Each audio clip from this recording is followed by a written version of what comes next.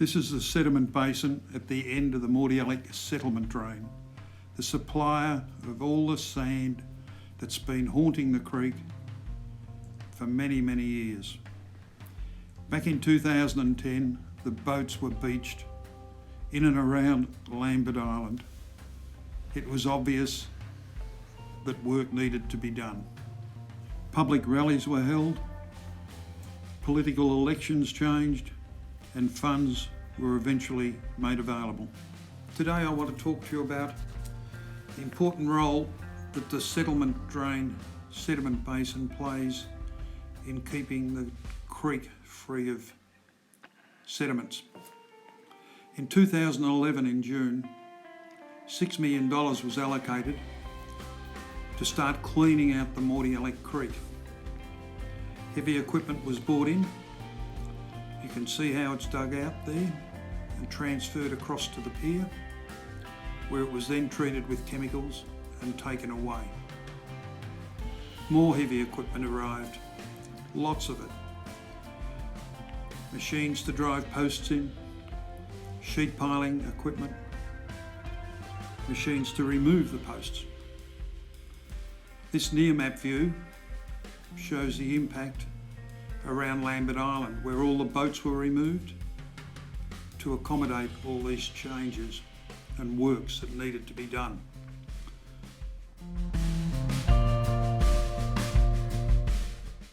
We now move across to Attenborough Park, where a large concrete pad at a cost, I believe, of about $200,000 had been installed for all the heavy work. In my opinion, we should have retained this pad with community use and kept it for the next 100 years.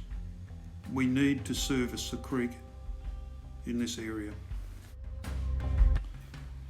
We now start to move up to the sediment basin at the end of the settlement drain, one of the most important tools in keeping the creek healthy. Note the large stone wall and the arid area on the right.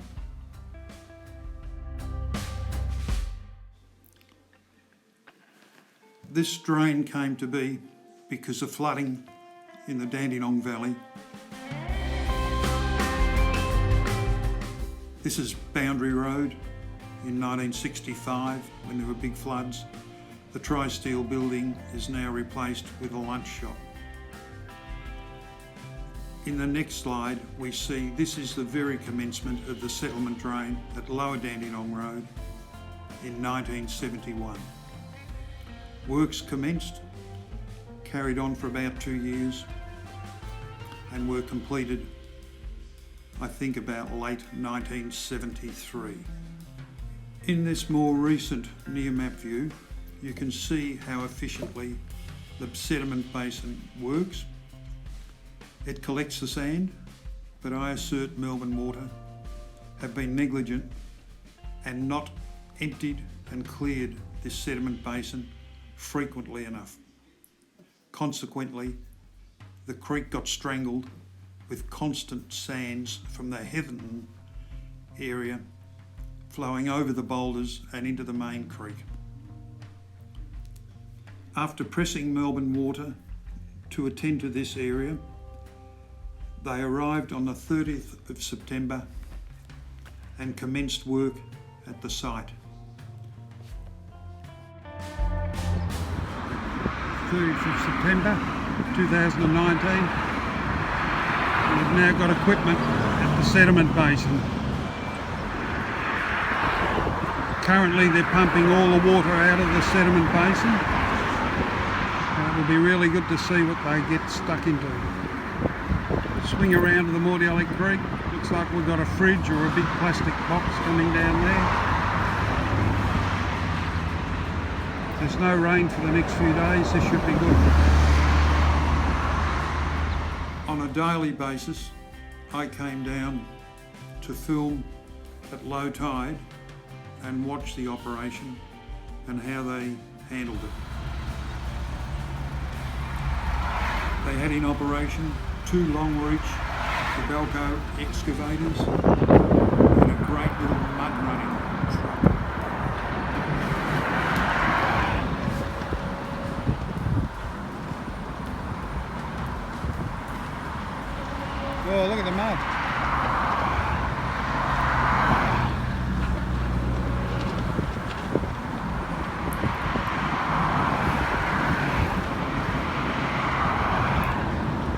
Over the next 2 weeks, they continued with this operation, and I estimate they must have removed 1,000 cubic metres.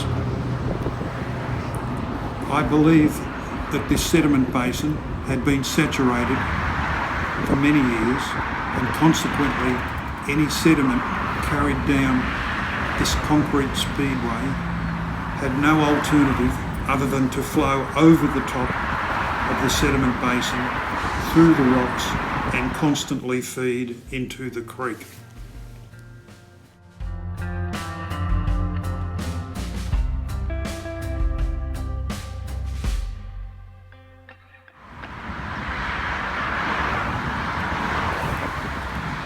You can notice here that they have now put as much sediment along the bank of the creek as they can, that they've had to use the other compound area to commence filling that with mud as well. That area where the little work machine is now had a massive amount of mud put into it by the end of the dredging. This is a few days later.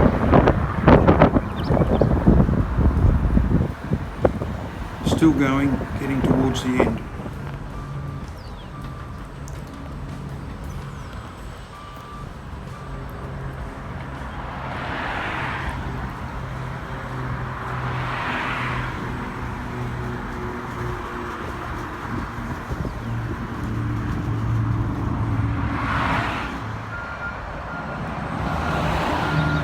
The sediment basin appears to have been completely emptied and finished yesterday. We have now come towards the end of the project. The equipment is being packed up. The trucks will have to come and get the sand over the next few days. This little area is all they could dig out at the end of the bank. And then a few days later, the sand has all been removed, the sediment, the grounds have been tidied up, and the workers have returned to repair the fence, and the public are once again walking through this area.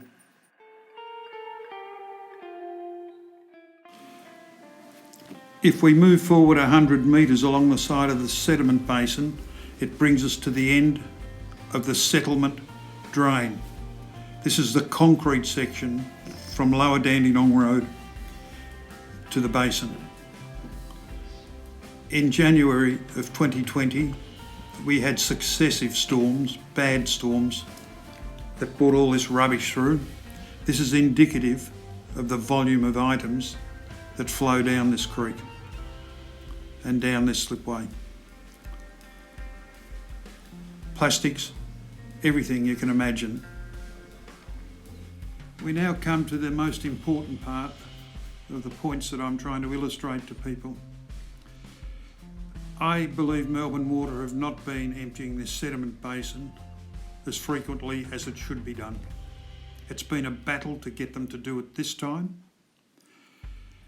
If you look through these years and consider that the dredging was done in 2011, 2012, and if you look back on the work that was done and the equipment that was needed to dredge the creek, you can appreciate how important it is that we remove the mud and get all the sediment out in the correct place that was designed to do that job. And that is right up here. Now, I'm looking in the future and hoping that Kingston and Dwelp can be the scrutineers. Keep an eye on this. You only need to look on Nearmap. The moment you see a white crown appearing, it is already too late. When you can see that clean sand on the top, you know that everything is being carried over the top, through the rocks and into the drain, where you can see the pink cross on the left that builds up a little beach. A little bit further earlier back, you would have noticed that little beach has now been dug out and a few tyres remained in it. It is important to try to get the near map photos at low tide, which is what we've tried to do with these photos. What's pleasing to see in here, on the right hand side, there is a pink cross near the right hand margin. There is now a very, very vibrant waterways area there with a lot of wildlife and lots of snakes in summer. But if you look back at the earlier photo, the first one of the sediment basin, you will see it was a dead, terrible area. So Melbourne Water have done that very well, assisted with it. They mow their lawns very well, but we've got to get them to more frequently clean out this sediment basin to stop the sand going over this bank and then joining with the Mordialloc Creek that then, with the combined force of the waters, carries the sediment down into areas C, B and A, where it is very, very expensive to get it out. This area here plays a most important part in the health of the Mordialloc Creek, and I hope that Kingston and Delp will play a supportive role in the future with all funding and control over this area. This area is most important. I've not touched on the plastic and litter. I've focused mainly on the sediments within what I've been covering today. I suspect that in the last 7 years, since the dredging occurred, that this basin has been cleared and dredged one time. It would be great if Melbourne Water could bring forward their register of works and indicate to us how many times this has occurred. It's very important that we collect all the sediment east of the Boundary Road Bridge. It's very easy to view this area. You just walk onto the bridge. There's a wide footpath there, no real parking, just walk back to it. And you can look down at this little hole here and observe at low tide, any time in the future, if we start seeing this to fill up again, you know there's problems. The sediment basin can be seen by just looking over a bit further. We are in the city of Kingston. Mordialloc Creek is a massive asset for this shire, and we're represented by Mr. Mark Dreyfus in Isaacs, our Premier Daniel Andrews, and local MP Tim Richardson. All are in the same team, yet the failure to keep the creek clear and clean has happened by all authorities under your charge since the creek was last dredged in 2012. Finding the money is a difficult thing. Each authority looks to the others or can't find a place to get rid of the mud. But if you can get a solution to get rid of the mud to tunnel under Melbourne, I see no reason why the mud can't go to the same place. It's only a matter of cost and the amount of treatment that had to be done as they did it last time on the creek. So I'm now looking to you guys to get the funding together to get something going on this creek, as what happened recently with Melbourne Water. Melbourne Water came good, and as you saw earlier in this, they got rid of all that mud out of that sediment basin. It's your time to do the creek again. Thanks, and I look forward to your help.